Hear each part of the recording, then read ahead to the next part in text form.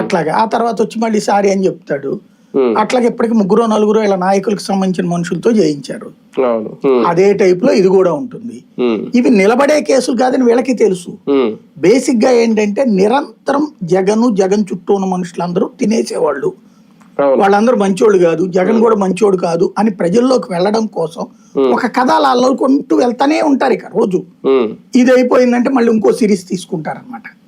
అది అంటే జగన్ కి డబ్బులు అందలేదు, లేదంటే జగన్ చేయలేదు అంటే జగన్ కి తెలియకుండా జరిగిందా ఇదంతా? అంటే ఇక్కడ నేను అనేది అదే, ఇప్పుడు వైసీపీ కార్యకర్తలు జగన్ మీద ఉండే సింపతిని వీళ్ళు ఇదంతా జరుగుండదులే అనుకుంటారు. అదే ఇప్పుడు జగన్ కూడా చెప్పకుండా వీళ్ళు తినేసి ఉంటారంటే ఏమో అయ్యి ఉండొచ్చు రోయ్, నాకు తెలియదు రోయ్ అనుకోవాలంటే వాళ్ళల్లో వాళ్ళకే ఒక అపనమ్మకం కలగాలి.